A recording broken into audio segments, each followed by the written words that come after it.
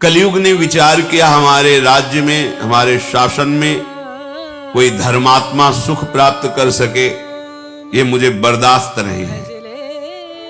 क्रोधावेश में आकर उसने निश्चय किया महाराज नल को मैं ही मिला जिससे महाराज नल की बुद्धि को भ्रष्ट कर सके। एक दिन चूक हो गई, राजकार्य के चिंतन में मगन होने के कारण लघु शंका किया और अपवित्र दशा में सूर्य अर्घादि तर्पण आदि किया, तो ये दोष हो गया। इसी दोष में कलयुग उनकी बुद्धि में प्रवेश कर गया। उनके जो भ्राता, छोटे भ्राता थे पुष्कर, उनके हृदय में जाकर प्रेरित किया और जुआ खेलने के लिए उन्होंने द्यूत कीड़ा के लिए ललकारा। क्षत्रिय धर्म के अनुसार ललकार सहन करना उनके स्वभाव में नहीं होता। महाराज नल और पुष्कर की द्यूत कीड़ा हुई, सब कुछ हारते चले गए, राज्य भी हार गए, अपने शरीर के आभूषण वस्त्र भी हार गए। फिर उसने कहा दमयंती को दांव पे लगा दो। उन्होंने कहा ऐसा मैं अधर्माचरण नहीं कर सकता। उसने कहा सैनिक खंडेर था उस जंगल में, वहां जाकर के उन्होंने कहा देखो ये मार्ग जाता है पहाड़ी के पीछे से सरोवर, फिर एक ऋषियों का आश्रम मिलेगा, वहां से फिर आप किसी भी नगर में जाकर के आप रह सकती हैं, क्योंकि मेरे ऊपर विपत्ति आई है, मुझे लगता है तुम्हें दुख नहीं भोगना चाहिए। उनका महाराज जो आपकी शरण में है, पतिव्रता है, उसका त्याग करना उचित नहीं है। उनका ये तो हमने आपको ऐसे बता दिया मार्ग, आप शयन कीजिए। वो बहुत ही दुखी थी क्योंकि राज्य छिन गया था और कई दिनों से भोजन भी नहीं मिला था, तो उनको नींद आ गई। महाराज नल उनको वहीं छोड़ करके आधा वस्त्र उनके शरीर का लेकर के जंगल में भटकने लगे। कैसे समय कटे। दमयंती जी ने वहां से मार्ग में चलते हुए फिर आगे ऋषियों के दर्शन किए। ऋषियों ने उनसे कहा कि तुम चिंता मत करो, ये विपत्ति का समय भी बदलेगा, तुम्हें महाराज मिलेंगे, तुम्हारा राज्य मिलेगा। हमें हार चुके हैं और दमयंती सहित वन में चले गए हैं और मैं उन्हीं के महल में सुखपूर्वक निवास करती थी। ये नहीं बताया मैं दमयंती हूं, उन्हीं की सेवा में थी। अब जब वो चले गए तो मेरा कोई आश्रय नहीं बचा। अगर राजमाता आप कृपा करें मुझे आश्रय दे दे तो आपका बहुत उपकार होगा, पर मेरा नियम है, मैं एक पतिव्रता हूं, किसी के चरण नहीं धोऊंगी, किसी का जूठन नहीं खाऊंगी, किसी पुरुष से संभाषण नहीं करूंगी, केवल ब्रह्म ऋषियों से बात कर सकती हूं। अगर इन नियमों की आप सुरक्षा कर सके तो मैं आपके यहां रह पाऊं। राजमाता ने स्वीकृति दे दी और कहा जैसे मेरी बेटी सुनंदा रहती है ऐसे तुम बेटी की तरह रहो, कोई भय नहीं। यहां इधर महाराज नल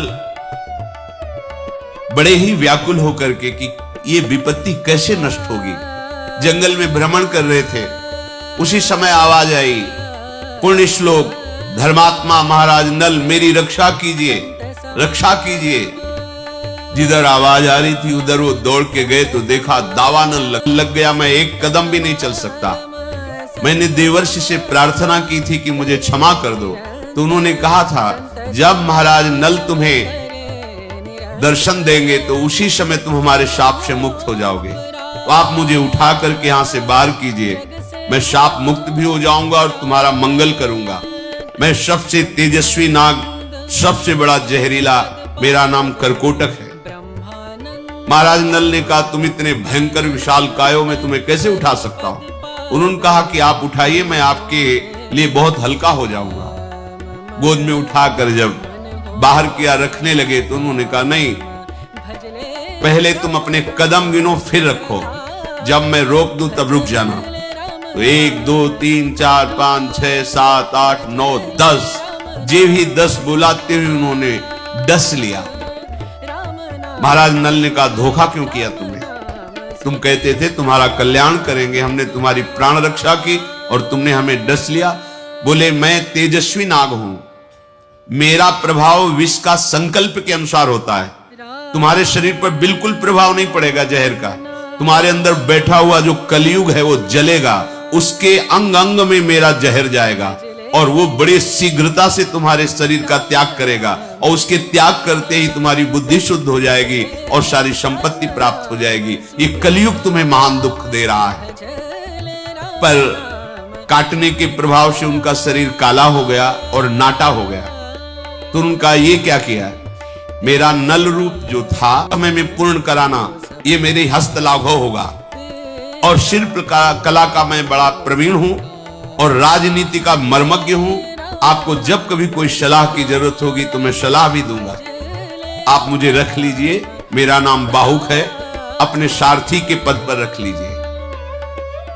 उन्होंने स्वीकार कर लिया। महाराज नल जिस समय जुआ खेल रहे थे तो दमयंती ने देख लिया था कि अब इनकी बुद्धि अपवित्र हो गई है, इसलिए अपने कुमारी और कुमार इंद्रसेन और इंद्रसेनी को अपने पिता के पास भेज दिया था मायके, और अपने सारथी जो महाराज नल के सारथी थे उनका नाम वार्ष्णे था, उनसे कहा था कि तुम रथ और घोड़े और हमारी पुत्र पुत्री को पिता के पास छोड़कर वहां से चले जाना और जहां तुम अच्छा समझना वहां रुकना जब तक हमारा समय न बदले, और जब समय बदल जाए तो तुम पुनः अपने सारथी पद पर आकर विराजमान हो जाना। तो वो संयोग से वहां ऋतुपर्ण के यहां ही सेवा में थे। जब वार्ष्णे ने देखा, ब्राह्मणों ने खोज की, एक ब्राह्मण ने ये सूचना पाई कि यहाँ राजमाता के यहाँ कोई नवीन युवती आई हुई है। अब वो कौन है ये मुझे पता नहीं। गुप्तचरों द्वारा उस ब्राह्मण ने जब ऐसा सुना तो महल में प्रवेश किया। ब्रह्म ऋषियों को महल में कोई रोक टोक नहीं होती थी, किसी भी राजा के महल में जा सकते हैं। वहां जाकर राजमाता से कहा, तुम्हारे यहाँ कोई नवयुवती दासी आई हुई है, हम दर्शन करना चाहते हैं। जब देखा तो बचपन से उन्हें देख रहे थे दमयंती को, क्योंकि वही राज दरबार के पुरोहित थे। देखते ही उन्होंने कहा, बेटा तुम अपने मस्तक को धोइए, क्योंकि मस्तक में इनके एक दिव्य चिन्ह था जो बचपन से वो पहचानते थे। जेवी धोया तो ही समझ गए दमयंती है। राजमाता से कहा, ये कोई दासी या शैरेंद्री नहीं है, ये महाराज की बुद्धि ऐसी रही। अब बेटा तुम बिल्कुल निश्चिंत रहो, ये महल तुम्हारा, संपत्ति तुम्हारी। उन्होंने कहा, नहीं, अब हमें अपने पिता के पास जाना है, क्योंकि मुझे महाराज नल की खोज करनी है। ब्राह्मण के साथ पिता के पास पहुंचे। पिता ने उन्हें बड़ा आदर सत्कार किया। दमयंती जी ने अपनी माता के समीप जाकर अपने हृदय की बात कही और कहा कि हम चाहते हैं कि कुछ गुप्त रूप से ब्राह्मण भेजे जाएं, जिनको मैं श्लोक सिखाऊंगी और हर सभा में, हर नगर में जाके श्लोक का गायन करें। ब्राह्मण जन जाकर सभा में या नगर की गलियों में वो श्लोक गाते। जब कोई उत्तर नहीं मिलता तो और नगर में चले जाते। ऐसे ही ब्राह्मण अयोध्या पहुंचे और ऋतुपर्ण की सभा में जब श्लोक गाया तो वहीं बैठे हुए बाहुक रूप में महाराज नल थे। सभा से बाहर निकले और एकांत में उस ब्राह्मण से मिले, उस श्लोक का उत्तर दिया।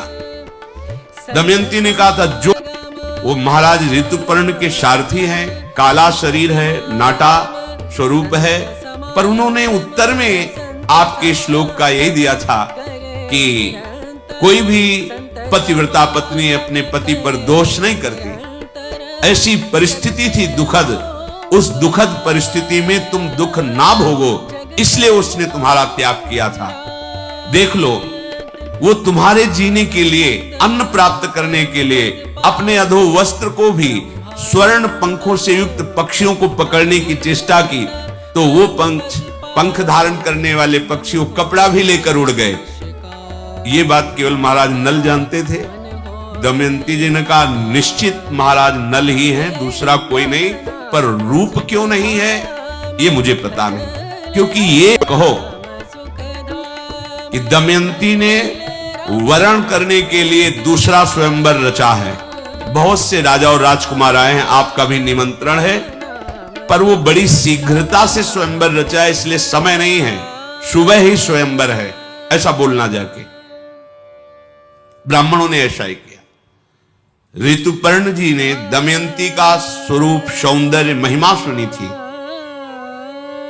उन्होंने कहा कि कोई हमें सुबह तक पहुंचा ही नहीं पाएगा, 100 योजन अयोध्या से दूर है। कैसे कुंदनपुर में हमें सुबह तक कोई पहुंचा सकता है? तो सारथी बाहुक ने कहा सुबह तो बहुत समय होता है महाराज,